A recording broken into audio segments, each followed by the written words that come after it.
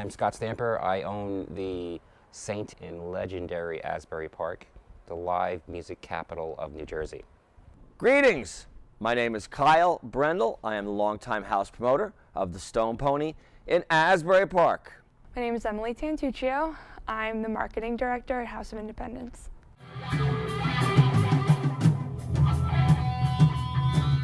February 1974, the second weekend, two guys by the name of Butch Pielka and Jack Roig opened the Stone Pony as the co-owners. They also had a couple other bars in Asbury, and then the rest is musical history and Asbury Park's musical legacy.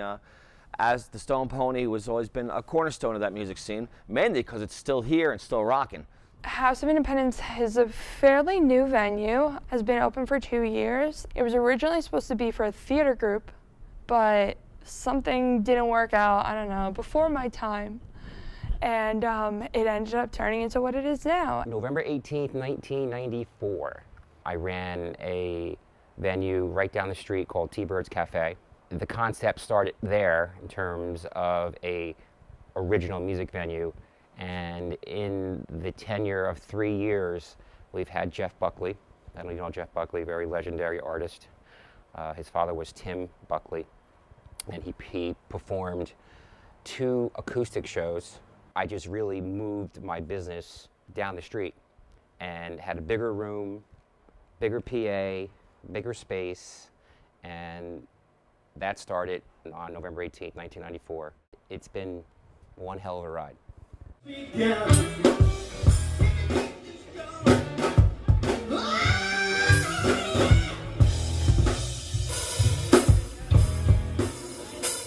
Artists like Bruce, Southside, and Bon Jovi, they're names that everybody knows, but of course they've been huge in the music industry, and they're still out there playing, doing their thing. You know, there's been so many other bands like the Smithereens, Skid Row, Blues Traveler, Joan Jett. I can go on and on and on. Just a zillion bands that had early histories here at the Stone Pony. You can see the room is really not that big, you know, and it's still run more like mom and pop. The people here really care about the place a lot, and that's part of the magic here. Is that it's just you know, it's always been a really good staff that really loves what they do and loves the music, loves Asbury Park.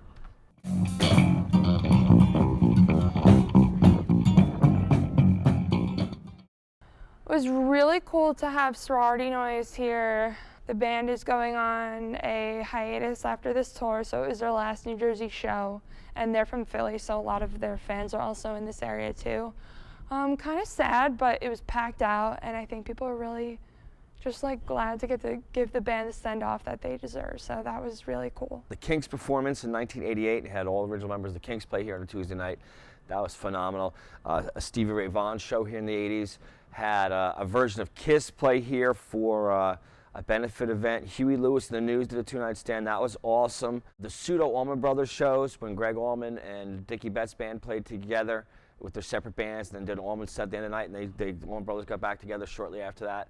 More recently, we just had Panic at the Disco here, played a surprise show last week. That was an amazing day and just an awesome night for any Panic fans. The best moment is we had Joey Ramone and The Dream, which featured Dee Dee Ramone. So we had 2 Ramones on this stage. And if you're a music fan, you know, new, old Ramones are dear to a lot of people. That was 1997. That was our 3rd year having Joey Ramone here on a Friday night. It was probably one of the best shows ever. So yeah, that is my show. What I tell people that, yeah, this is why I do what I do.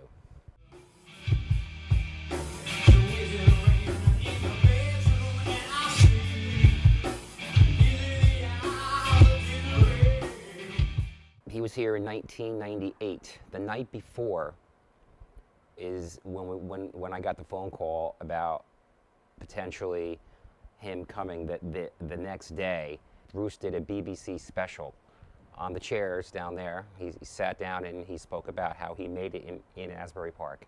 I thought it was so fitting for him to talk about his life and how he got started. And we know many people come to me and say, man, I did my first show here, and they were 13 years old. He came back in 2010. We had Josh Ritter here. Bruce showed up that night. Apparently Bruce loved him and never got a chance to see him, and he picked the saint to see. So he stood at the end of the bar and nobody knew he was here.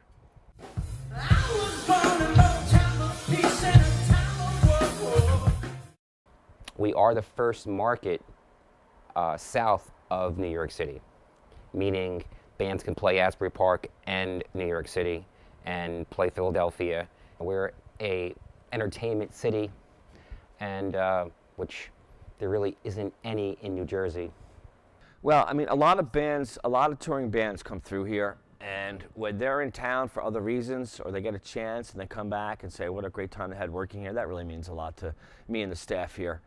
They get to feel the sense of Asbury Park when they walk in here. For me, I still have that room that should be up-and-coming bands should, for the most part, come here and get the taste of Asbury and then move on to the Stone Pony, Asbury Lanes, House of Independence. I think people here are willing to give different types of music a chance, and that's why we have such a rich community. You know, I obviously work on tours and shows in other markets too, and my background is in doing that, but it's such an interesting thing here just to see the way that different kinds of people will come out for different kinds of music. We all care so much about supporting the community here that it's easy to just get lost in that. Welcome to Asbury Park, New Jersey.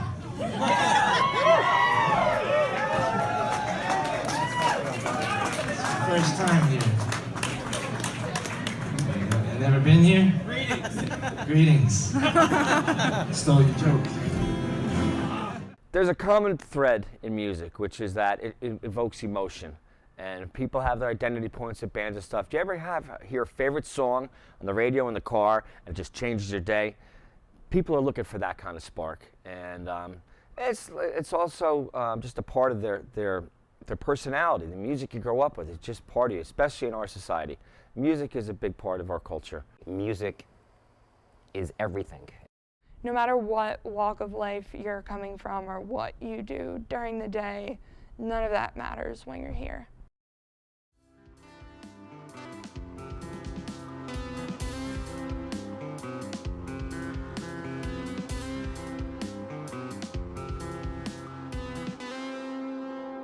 People just love to rock and roll. That's it.